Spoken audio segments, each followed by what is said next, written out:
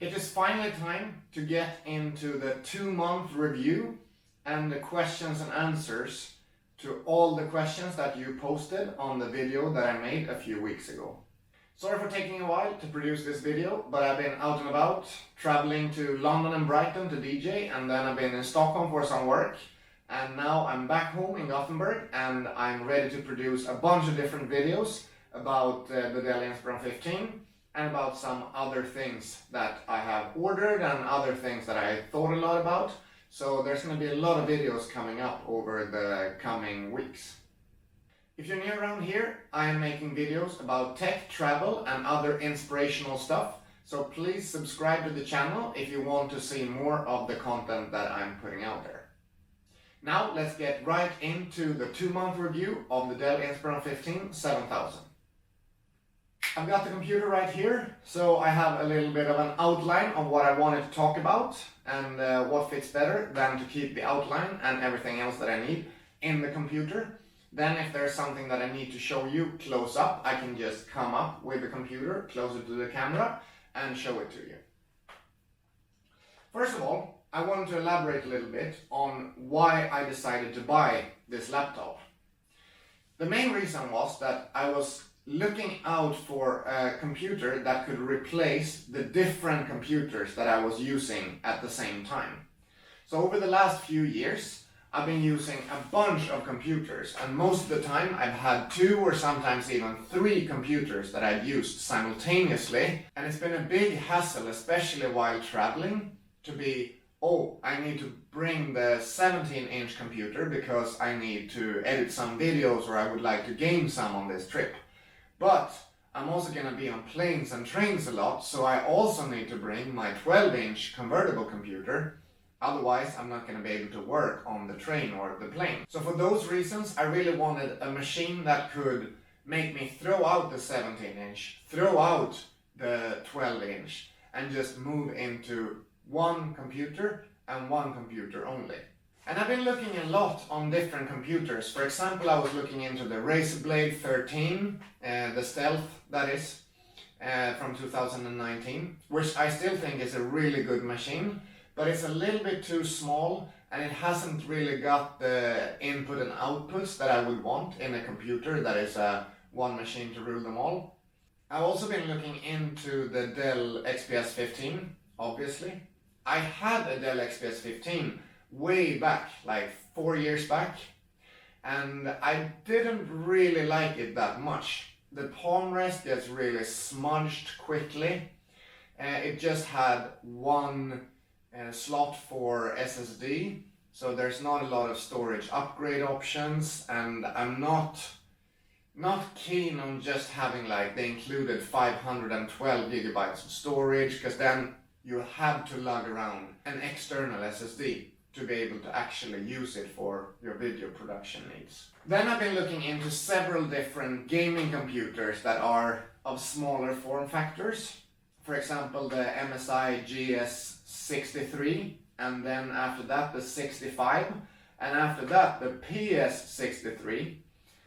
I think all of them are really nice machines with a good mix of like a nice processor and a nice GPU, but they are not able to charge via USB-C, which I find to be quite a big thing, because when I'm traveling I want to be able to bring one charger for all the things that I want to charge in a trip. Everything should work with one charger only. So USB-C in a computer is a must. Also, the gaming computers still lack quite a bit when it comes to battery life. I want to have good battery life. I've been with computers that have bad battery life and I'm over that. I don't want more computers that I can't bring, that I'm always like I have to be next to a power outlet to be able to even perform some work on them. No, I needed something with a strong battery so that I could use it while traveling in a better way. When I found the Dell Inspiron 15, the new generation for this year, I thought almost like it was too good to be true. So I was looking into all the different specs. I made that first video about spec walkthrough, and man, I'm just blown away by how much you can put into a small package that has like the extra slot for storage, that has the numerical keyboard, that has the full age processor in combination with a good GPU, that has a huge battery, that has a matte screen, all the stuff that I've been looking for but haven't been able to find in any other computer on the market. So I ordered it, and then I started making all these videos about it. And now it's about 2.5 months later, and I have to say that in general, the Dell Inspiron 15 definitely lives up to my expectations of it being a machine that could pretty much be my only computer that I use for all the different tasks that I do. So I basically use the computer for 4 different things. It's for work. I'm a freelance consultant in digital marketing, so I need basically productivity stuff for my regular work. Word, Excel, and some other SEO specific softwares. For DJing, basically the only thing I need is enough storage, because I need a lot of music and I need to be able to bring it and have it inside the computer and not have it on an external SSD or HDD. Then I use the computer for video editing. So for that I need it to have a lot of storage and a lot of power, both CPU power and GPU power, to be able to render. I do online education sometimes, and that's relatively long projects. It can be up to 1 hour projects that I need to render and split up into smaller files. Sometimes I need to render a review like this one, which could be like 30-40 minutes review. It needs to have the power to be able to both edit and then render a video project like that. Fourth, I wanted a computer that could game, but right now I'm sort of off gaming completely. I made the gaming review for this machine, and then I uninstalled all the games, and I decided to take a break from all the gaming because I just get too much into the games when I play them, and I just wanted to not have video games as part of my life for a significant amount of time. And this has been going now for about 3 months, and it feels really good. So I think I'm continuing to stay off gaming. So for the moment, this is not a gaming machine. And then last but not least, I need this machine for traveling, and basically that's doing all the stuff that I just mentioned, but doing it on the road. So I need to be able to bring it, bring the accessories for it, and then just have a machine that works well while I'm traveling, which I'm doing a lot. Let's talk a bit about the build quality of the laptop. Basically, build quality I think is very good. As I have mentioned in previous reviews, there is not a lot of screen flex, so I'm happy about that. Screen is pretty sturdy. I think there's not a lot of flex in that direction either, which is great. When I took off the back cover, I had some issues, but that was just because I didn't read the manual properly. So now I had some of the screws in the back here that I just had to remove, which is a pity, but I might get new screws and replace them. It's not Dell's fault, it's definitely my fault for not reading the instructions properly and destroying some of the screws. When you apply a lot of pressure down on the palm rest, you sometimes feel like it's flexing a little bit. It's not a big issue, but there's definitely a little bit of flex in it. And you can probably see it there when I'm pushing down, that it's flexing a little bit. But this is something that has been way worse in other computers that I use, so I don't see it as a huge problem. Except that, everything when it comes to the ports, the in and out, the chassis in general is really sturdy, and I'm very happy about the build quality of the computer. There's not much to say about it. It works as it should work. The upgrades that I made a specific video about upgrades on this computer. So I bought it with 8 GB of RAM and a 512 GB SSD. I then put in another 8 GB of RAM and a 2 TB SSD. So in total I have 2,512 GB of storage, which is quite a lot more than I had before. My MSI GS73 had a 1 TB HDD and then a 256 GB SSD, but this one is double the storage compared to that configuration. The updates, except the struggles that I had when I made the actual updates, which you can see in that video, and the RAM wasn't working first. I had to swap places with the RAM sticks, and then it was working fine. But after that, everything has been working perfectly fine, no issues whatsoever, and I'm using that storage SSD all the time just to put all my video content in. And the fact that I am using DJI Osmo Pocket and a DJI Mavic Air, and both of them run off micro SD cards, and this has a micro SD card reader, which means that I just take the micro SD from those devices, I just put it in, and then I drag all the files over to my 2 terabyte storage SSD, and it's great. I can edit straight from there. Before, in my small computer, I needed like a micro SD card for extra storage, just to be able to keep my video files and my pictures somewhere. With this amount of storage, it's gonna take a while before I need anything more than this. But when I do, I can just change that 512 SSD for another 2 terabyte SSD, and then reinstall Windows on that SSD instead of the 512. So it's a really good setup when it comes to upgradability, and I'm very, very fond of having something that is actually upgradable. Also on that note, I will be able to upgrade the RAM to 32 gigabytes if I feel that 16 is not enough.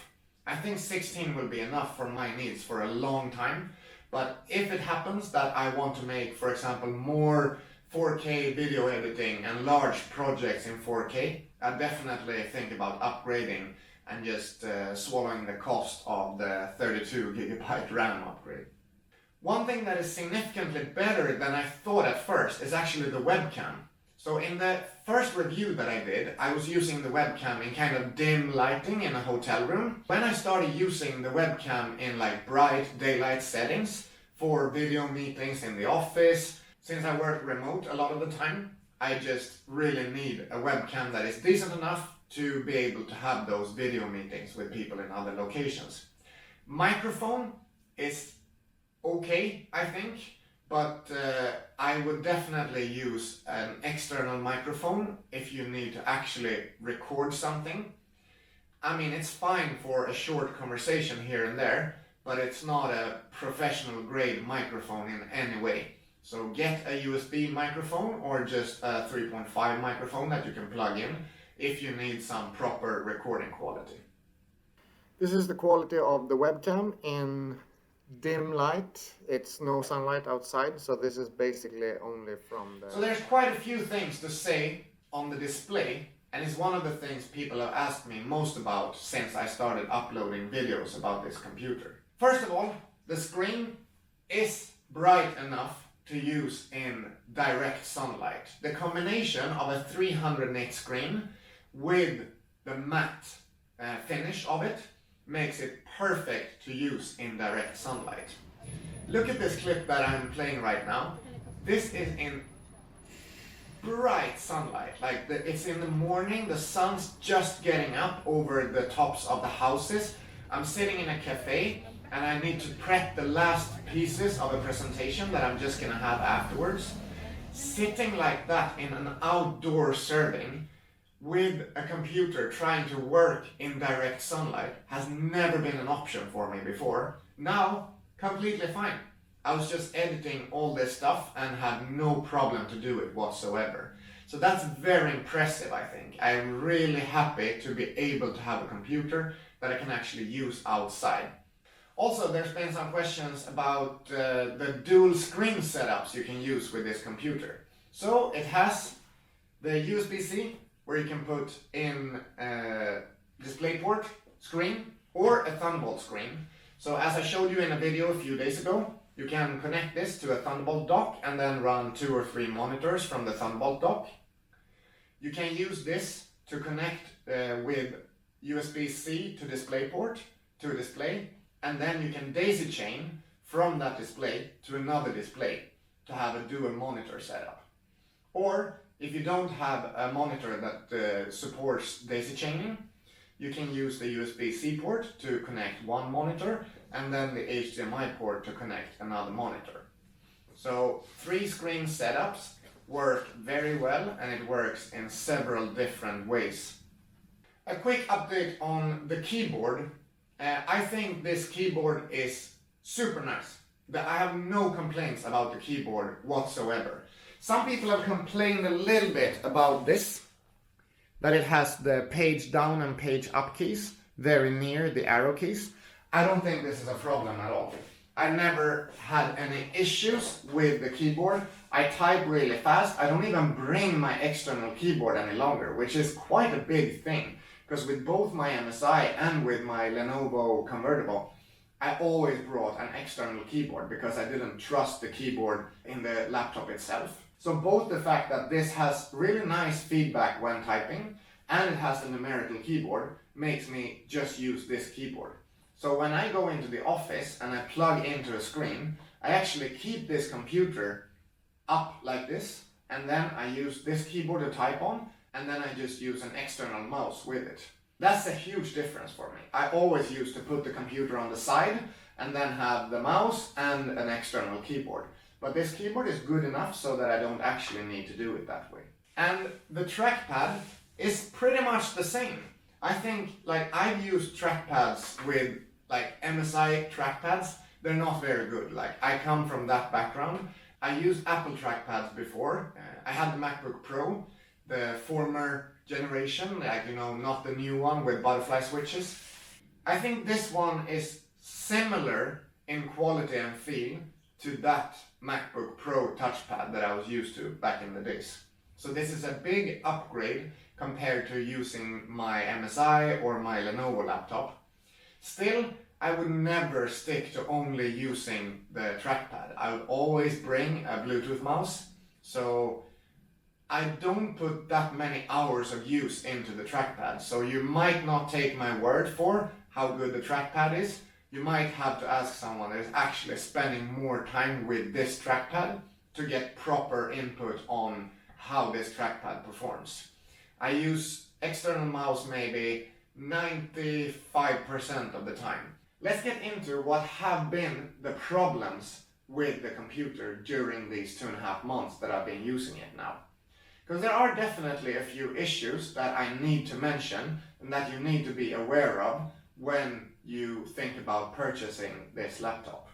The most obvious issue that has been is definitely the fan noise and the heat. So I made videos both about the heat and when I was doing benchmarks, I quickly hit 100 degrees on all the cores in the processor, which is quite unacceptable.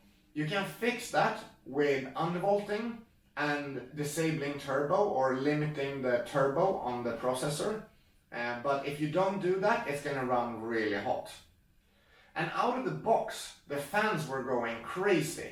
The fans were on even when you were idling. You just open up the computer, let it sit for a while, and even though you didn't use it for anything, the fans would just kick in and start running and keep running for hours. They didn't stop. That thing was fixed completely with a BIOS upgrade that Dell released about 2 weeks ago. I made a special video about that when I just upgraded and just shot like close-ups with the computer, that before you could just hear it going and then after upgrading the BIOS it was completely silent. And still now, I mean, I'm using it here now, there's not a noise coming from it. I have my notes up there, so it's pretty much in idle mode, and just a browser window and iTunes open as well, but completely silent. So that's great, that's really good that that has changed. One thing that was an issue from the beginning and that hasn't changed, and I don't have a lot of hope for this to be resolved, but if anyone has any ideas on how I can solve this issue, I would be really happy. The issue is that when you close the computer up, so now I'm running it, and I just close it up, put it in my bag, and then I take it up from the bag. It hasn't actually gone to sleep while it's been in the bag. So I take it up from the bag, and it's super warm. Like, it's obvious that it has been on while it's been in the bag. And I find that bad both because it makes the computer run hot without a reason, but also because it makes the computer drain battery when I don't actually use it. This is not in the Windows settings. It's definitely somewhere with the settings of the computer, because the Windows settings are set to sleep the computer whenever I close the lid. It's not happening. And I've been looking around for a solution to this, and I see that there are a lot of Dell laptops that has this issue. So maybe it's a thing that has been going for a while. I don't know. But if you have any ideas, please let me know, because that's one of the main issues that I'm facing. And I know a lot of you guys that also bought this machine have had the same issue, and I don't think anyone has been able to resolve it yet. So with that, I think my recommendation is that you actually turn the computer off before you close it and put it in a bag for a longer period of time. If it's just for half an hour, then let it go, because the battery life is awesome, so you're not going to waste so much battery. But if you're going to leave it for, say, 5-6 hours, I definitely turn it off before I put it away. As I made a video about a few days ago, I finally got the Thunderbolt 3 to work with the Lenovo ThinkPad Thunderbolt 3 dock. And I haven't got it to work with that Apple Thunderbolt monitor. I tried it again and it didn't work. So there is something fiddly with the connection between this computer and Apple Thunderbolt display. It works perfectly with the Dell XPS.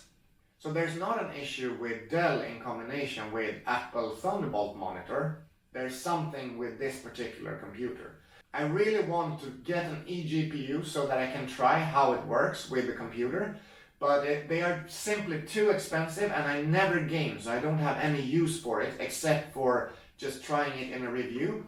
Either I want to borrow an eGPU from someone, or I will just order one, try it with the computer, see how it works, make a video about it, and then send it back.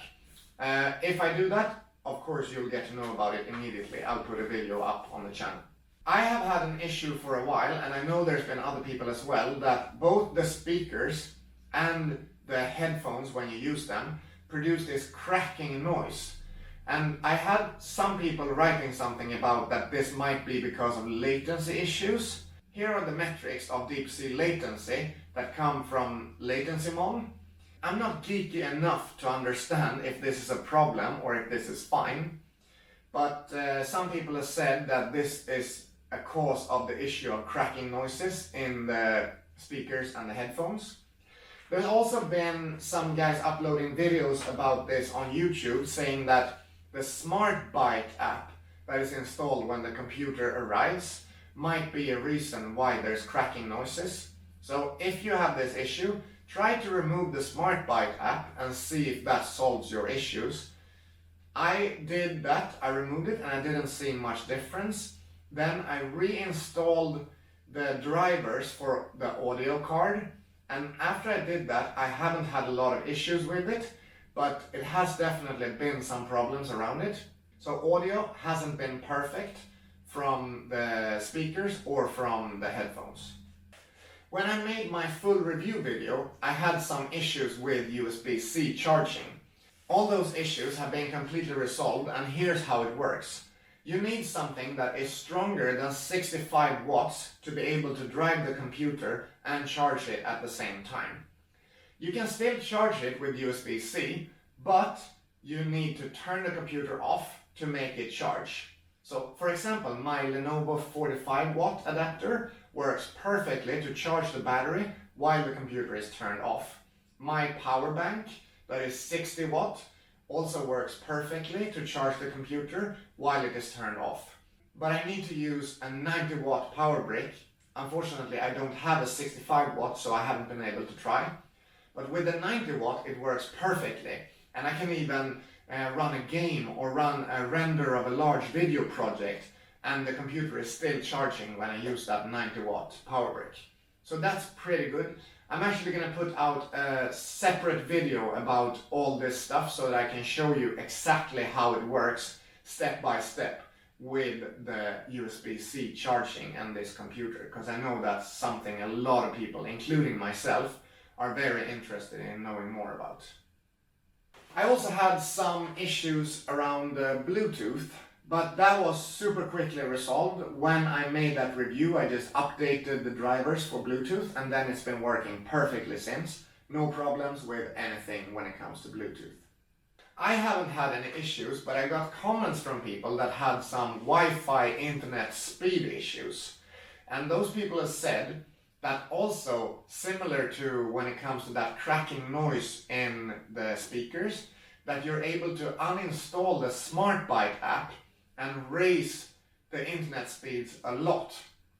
And I tried it and I uninstalled the SmartByte app and I didn't have any difference when it comes to download speeds, but with upload speeds I had quite a big difference. So if you're experiencing any bad internet speeds, uninstall that SmartByte app and just test your connection and see if it's helping you, because I think that might be cause of some of the problems. There's also been a lot of people in all the videos asking me whether you can run Linux on this computer.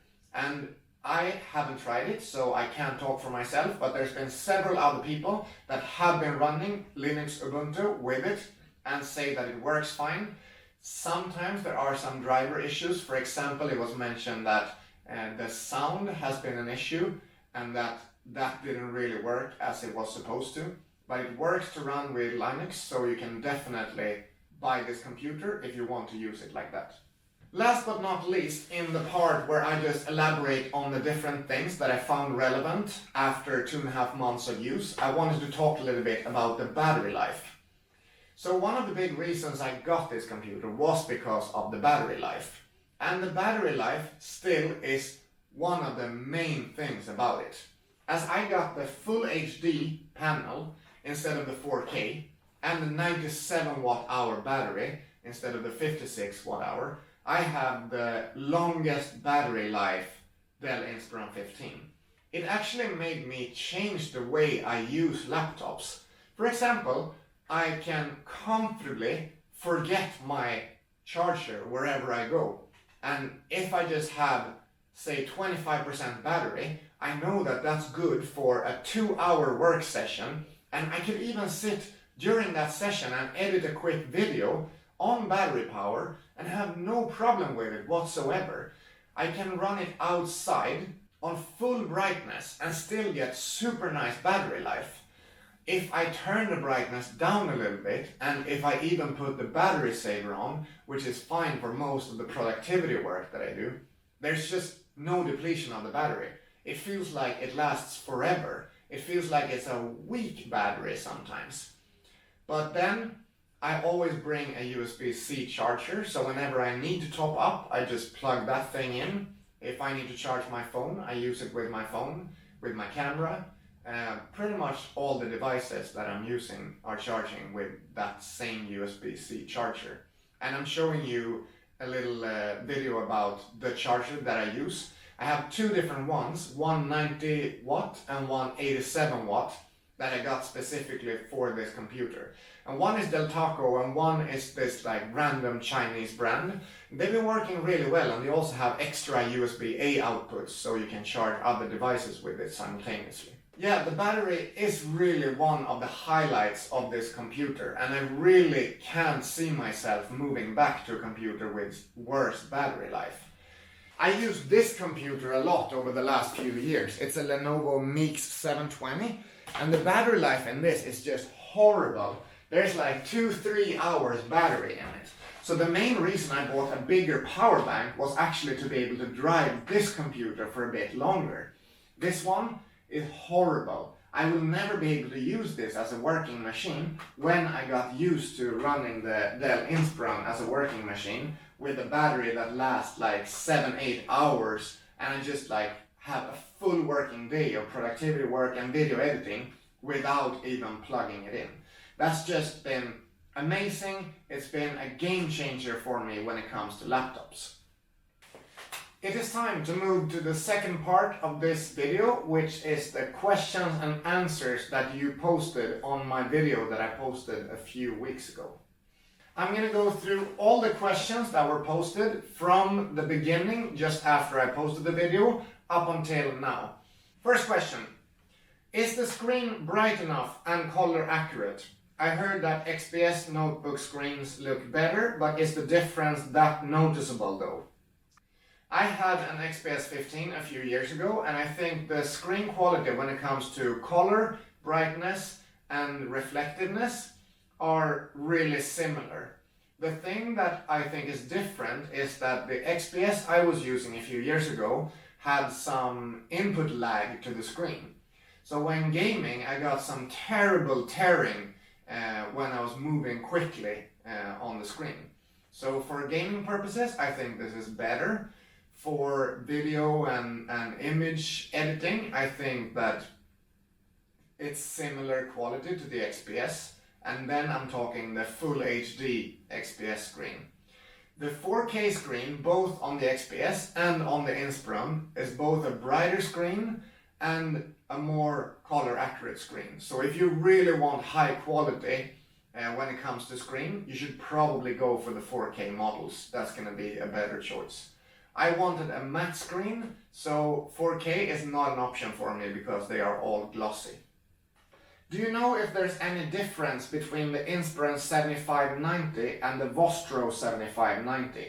Do they use the same material for the chassis?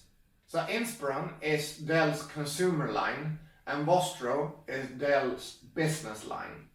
So these laptops, 7590 is exactly the same between the consumer line and the business line. There is a different model that is called 7591, which use an aluminium chassis instead of this magnesium alloy chassis that this is using. The 7591 is silver, it has a higher weight, and it also has a hard drive bay. So you can only get it with a 56 watt-hour battery and with that hard drive bay. So it actually has 3 storage slots instead of 2 that this one has, that also uses the larger battery. Could you tell us more about the screen, color accuracy, brightness, etc. And also if it's solid and well built generally? Yes, the screen, I get a lot of questions on it and I covered it in the beginning of the video. I put up the metrics, but you have them here again. And I think for my needs, which are not on a super high professional level, it's definitely both bright enough, it's color accurate enough, and it is not reflective, so I can use it outside. So for all those reasons, I would definitely recommend the screen. When it comes to build quality, it's a sturdy machine. It's not rock solid. It's not the same as like a unibody Mac, for example, but it's definitely up there with the higher build quality machines, I think. Is the computer good for science engineering students and programmers? Quick answer to that, yes, it's a very powerful machine. It has long battery life, so you're not going to need to plug in. I think it's perfect for any kind of student that needs a machine with more power than, for example, a MacBook Air or any Ultrabook that's on the market. Why are people buying XPS instead of Inspiron 7590, although Inspiron is relatively cheaper than the XPS and have some big advantages over XPS? That's a question that I've been asking myself a lot as well. I think that the main reason is that Dell put a ton of marketing towards the XPS line and almost no marketing towards the Inspiron line. And for example, look at all the big tech review channels on YouTube. They get test samples of the XPS 15 whenever there is a new one coming out, but no one seems to get a test sample of the Inspiron 15. So no one gets the information that Inspiron 15 is even out there. So therefore I think that XPS 15 gets all the hype when they release a new model, even though this one truly has some advantages over the XPS line. Is it powerful enough for AAA games, and at the same time does it weigh really 1.7 kilos including 9-cell battery? Yes, it's powerful enough to play AAA games. You will not be able to play a AAA game in 4K. If you get the 4K version and you want to play it in 4K native resolution, that's not going to work. But with this one, the Full HD, you can definitely play AAA games, no problem. I have the i5 with the 1650 and that is a perfect setup to play advanced games.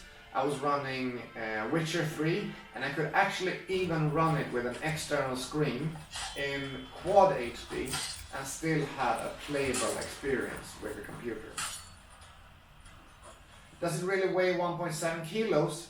Yes, it does. Mine weighed exactly 1.7 kilos when it came in, and now when I put an extra SSD and an extra RAM, it's a few grams over 1.7 kilos. So with the extra batteries, you are hovering around 1.7, 1.75 kilos, and with the smaller battery, you're going to be down towards 1.6 kilos. So it's a great weight for this kind of computer. Are the fans loud when gaming or doing 3D work? Maybe decibel. And does it get hot when doing heavy work, such as gaming or 3D work? Does the keyboard area get very warm? And is it suitable for college? The fans are on when you game and when you do heavier tasks, which is obvious. They should be on because they should cool the machine. So if they weren't on, it would probably just start burning. So yeah, the fans are on. But if you compare the fan noise, for example, with my MSI GS73 VR that I had before, I had to put that one on the max fan setting to be able to cool the CPU and the GPU to a relevant temperature for a longer gaming session. And with this one, and I put it in max fan setting, it's definitely more quiet than what that gaming PC was.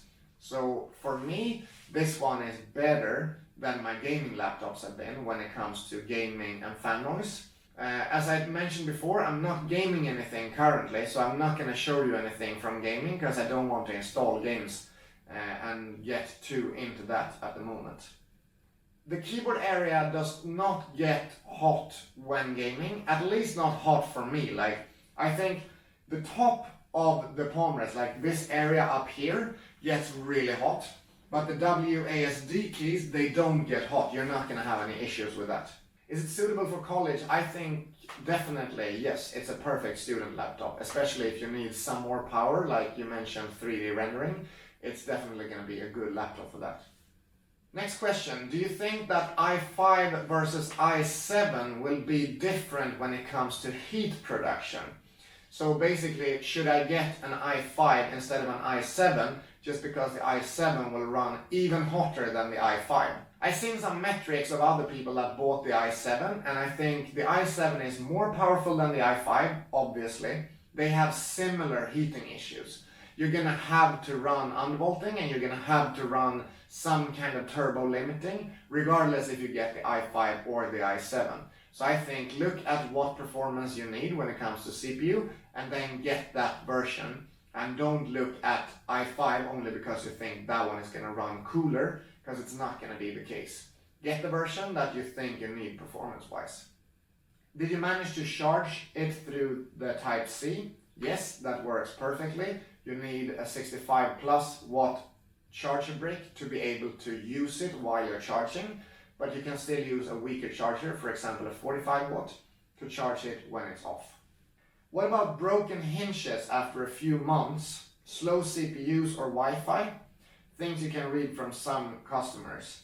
If it's like quality control issues on Inspiron, and if you've had bad luck on Dell support and guarantee seems to be worse. Well, I haven't had any of those issues. I've seen some people had some bad Wi-Fi internet speeds, but I haven't had any issues with the build quality, with broken hinges or even trouble with hinges, nothing with bad CPU. I think it's been performing as I expect it to be. More about the battery life, like how much you can surf the internet or how much does it last when listening to music on YouTube, this kind of stuff. Thank you. I haven't done any bigger battery tests, but I can assure you that the battery life is outstanding, and for performing lighter tasks like listening to music, watching YouTube videos, or just idling it and keeping it on, it's freaking awesome. Like it's the best battery life that I've ever had on any laptop that I tried. I hope you can give us an update on the eGPU capability of this laptop and how many PCIe lanes that is Thunderbolt 3. Also, have you found a fix on the fan issue? Well, I don't have an eGPU, so I cannot show you how eGPU works. I wish that there was someone that would sponsor the channel with an eGPU, but still, this is a relatively small channel, so I think that would be quite far away from where I am at the moment. However, some other people have posted that they have tried eGPU and that it works fine. And a lot of people have posted that this is a 4-lane PCIe Thunderbolt connection. There should be enough bandwidth to send the data over to the eGPU and then back into the internal monitor. But still, I'm not sure that makes sense, because the GPU of the computer is actually quite capable. So I wouldn't use an eGPU for internal gaming. That would be for a desktop setup where I have, for example, like a 4K external screen or a 144 Hz Quad HD screen or something where you actually need the extra GPU power to drive that kind of screen. I bought the same laptop with fingerprint sensor, but the fan keeps spinning even when the lid is closed. Does your one do that too? Yes, this is happening, and when the fan issue was still there, it was a really big problem. Now when the fan issue is resolved, that is a little bit less of a problem because the fans are not on and spinning when I put it on a bag. But as I mentioned before, this is an issue. I have it. I haven't been able to resolve it. Is the Thunderbolt charging fixed after the software and driver updates? Thunderbolt charging was not an issue from the beginning. It was the fact that I used weird charger that had problems. It has worked perfectly from the beginning. Just wonder if you're from Denmark, Norway or Sweden. I'm from Sweden and I have a hard time to hide that accent, so a good spotting there on Scandinavia. Did you encounter any hardware problems, broken hinge, hardware failure, etc. during 2 months of usage? I know Asus ZenBooks, MSI in general have huge problem with hinges from past experience. I've never had any hinge problems with any laptop, and I use quite a few laptops over the years. This is the same. I've had no problems with the hinges or the build quality whatsoever so far. Does it support Ubuntu 18.04? Well, I haven't been able to try it because I'm not very into Ubuntu, but there's been other people that have tried it and they say yes, it works with Ubuntu, so you can be safe on that one. When will the video be uploaded? Hoping this month. Well, that comment was posted 3 weeks ago, so if this month means in a month, I think yes, it will be uploaded in a month. If this month meant it would be uploaded in August, then no, it will not be uploaded in August. My fan speed throttle with i7 1050 Inspiron 7591 seems to have improved a bit after today's BIOS update. Have undervolted minus 140 millivolts. Cinebench R20 runs at max 97 degrees, idle at 42 and ambient 29 degrees, with a max CPU utilization and throttles to 3.3 to 3.4, but fan noise at idle seems down.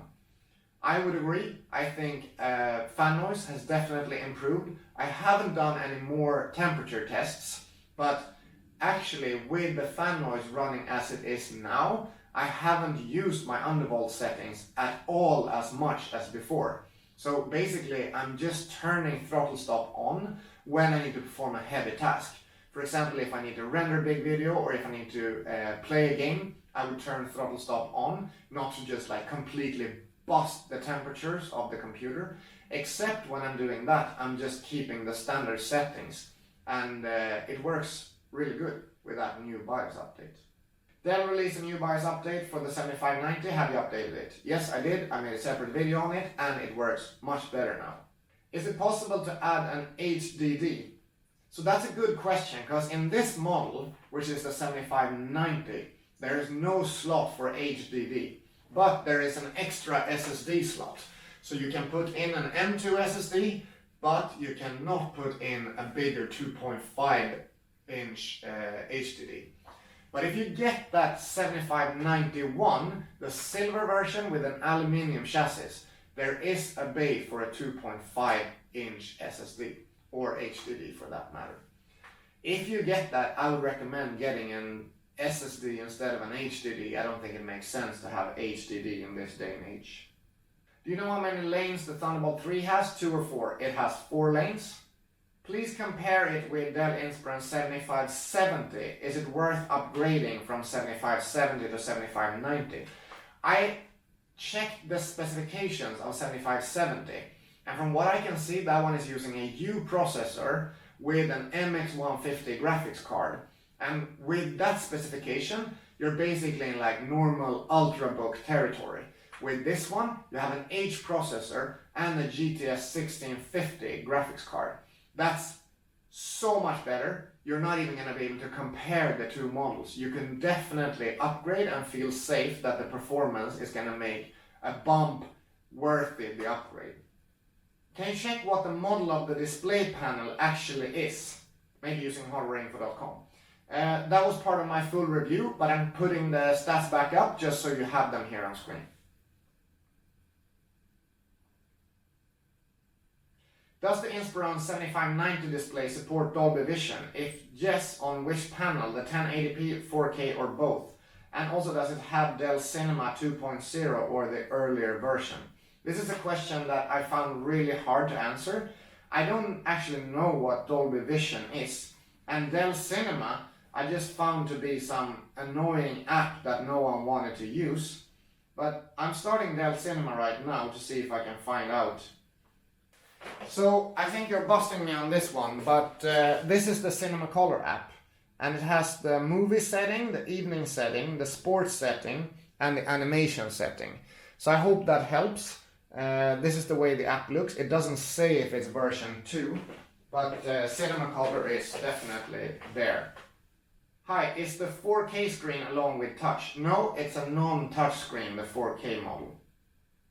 I love this next comment because it's in perfect English, but the guy says that he doesn't know any English. So basically he has written in Russian and then Google translated. And he has several questions. Do you like the touchpad? Yes, I enjoy the touchpad a lot. It's a great one. Is the body completely made of metal or are there plastic parts? I think it's made of metal. The part that is under the screen here is probably plastic and around the screen. But except that, I think it's definitely the magnesium alloy everywhere. Are processor frequencies heavily cut? I mean, it does throttle, so they are absolutely cut because you can't run them at full speed. It just overheats the processor immediately. What's the general impression of the model? I am choosing between this and MSI PS63. What would you recommend? I was looking at PS63 quite a bit. I think it's interesting that it runs the U processor but with a stronger GPU, but it doesn't support USB-C charging, which is a must for me. So just because of that, because it hasn't got USB-C charging, I couldn't recommend going with the MSI PS63, unfortunately. Do you recommend to buy this laptop? I am planning, while there is a 12% discount, which means that it's going for 1050 euros instead of 1200. There is a model from Lenovo with i7-8565U, almost the same performance. It also has the GTX 1650, but no Thunderbolt and a 50 watt-hour battery. Do you recommend buying it or the Inspiron 7590? I'm going to use it for college, mechanical engineering and light gaming. If it has no Thunderbolt, I would just not get it. If it has a 50 watt-hour battery, I would just not get it. That's not a debate. You need the larger battery and you need Thunderbolt for upgradability. And if you want to run it with a better GPU in the future, you're just not going to be able to do it if you get that no Thunderbolt computer. So I would definitely get the Inspiron. Which sleep modes are available? If you close the lid and put it into your bag, can it turn on its own? Yes, as I mentioned, this is a big problem, and for some reason it doesn't turn off, and I'm not sure how to fix it. If anyone has input, I would gladly take that input, but that is a big problem. Also, do you get frustration from page up, page down keys layout? Seems easy to press them instead of the arrows key. I'm not using the arrow keys that much, so I haven't had an issue with it so far. I think this is way preferable to, for example, my other computers that have run like a very small right shift key and I'm using the right shift key all the time. So I can't type on a laptop like that, but with this it's perfectly fine to type. Is this laptop usable on your lap while gaming, or does it get too hot? Is there a way to limit the max temperature it reaches? I would never use the computer while gaming on my lap. I would just put it on a table, even if I'm using it with a video game controller or whatever. I would just not have it in my lap. But if you really want to use it on your lap, I guess you could limit the turbo on the processor, and you can undervolt it, and then you can make sure to play your game in a bit lower settings, and I'm sure you'll be fine to play it with using it in your lap. Maybe not a heavy game, but a lighter game should probably work. Still, this is something that I wouldn't do, and I wouldn't recommend doing it, but you could probably get it to work. Hi, can you give the color accuracy and the brightness level? Color accuracy is specified at 72% NTSC and 300 nits in the Full HD model. Does the screen use PWM, pulse width modulation, to adjust the brightness? I haven't seen any brightness adjustments happening with the screen at all. I'm not that well read up on what PWM is, but I haven't seen any weird brightness adjustments so far. Is it possible to undervolt the graphics card? If yes, could you include that into the video? I haven't really seen a reason to undervolt the graphics card. It doesn't run that hot. It's the processor that runs really hot. So I would recommend you to undervolt the processor, limit turbo on the processor, leave the settings on the graphics card. Do your headphones also produce a constant static noise when plugged in without a sound and without playing music? No, they do not. I had this crackling noise that happened, but that was only while I was playing sounds, and that was resolved after I updated the drivers. Is your trackpad also very loose on the left side? And does it give away before you can perform the regular hearable click in a second step? It's a little bit loose, but it's not terrible, and it's similar on both the sides, but definitely I would say that the hard click, if you're using that, gives away a little too much on the left side there. How to reduce the heat in the keyboard? Mine is like damn heat. Well, I think if you're running heavy tasks, you should definitely undervolt and limit turbo. But with regular use, I don't think you should have a hot keyboard. That's something weird. Mine is never running hot on the keyboard area. Has there been any issues with the display? Sometimes my laptop screen blacks out and system still running even when it's closed. Nothing works except a forced hard restart. Have you faced such a problem?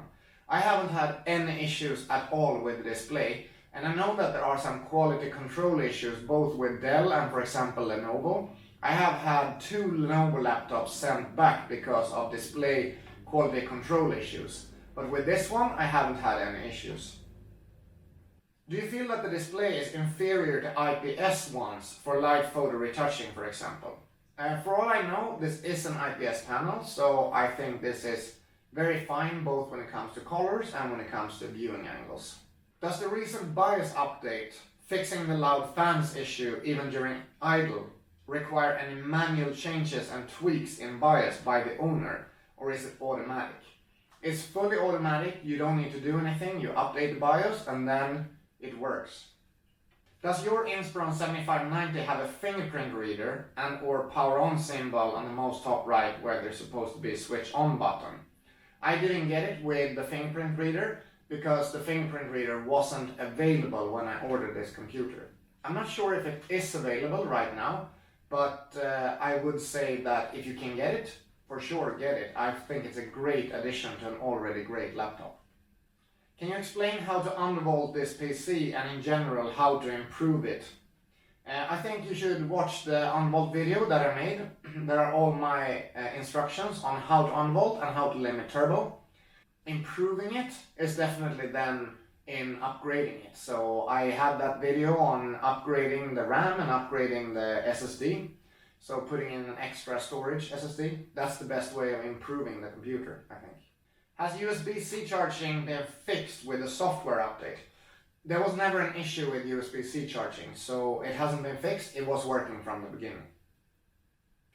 Is the display quality anything compared to Asus ZenBook or ZenBook Pro or ThinkPad X1 Extreme?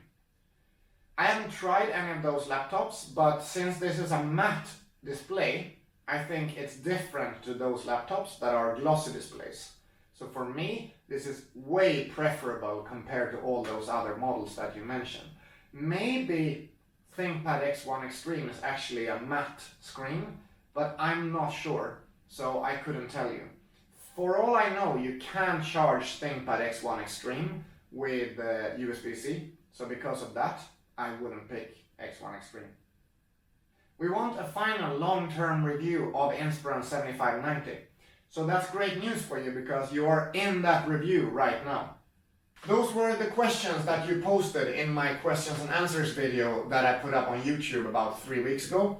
If there's anything else that you think I didn't cover in this 2-month review, please let me know, and I will make a few more videos about this computer over the upcoming weeks. For example, there will be one covering everything about the USB-C charging, because I got so many questions on it and how it actually works. So I really want to just clarify everything that is about USB-C charging. Except that, I think we are soon moving in towards a close when it comes to Dell Inspiron 15-7000 videos, and there will be a bunch of other stuff coming out here. There seems to be quite a big demand for these kind of deeper laptop computer related videos. So I'm going to make some of them with other computer models as well and see if anything can take off and if anything is interesting for you guys. I'm looking into doing one for the new Dell Latitude 7200 2-in-1 that I think is a very interesting device. I'm probably going to go through the specifications on that one and tell you why I think it's a very interesting machine. Also, I want to do one on the Razer Blade Stealth 2019 because I think that one has a lot of good things going for it. So those 2 videos will be up quite soon. If I have the opportunity to use Dell XPS 15 for a while, I will definitely produce a Dell XPS versus Dell Inspiron video. So I have some colleagues that are working on Dell XPSs, and in the middle of September, when I go up to see these guys in Stockholm, I will make sure that I borrow an XPS for a few hours and then make a comparison video of the pros and cons of the 2 different models and how they stack up towards each other.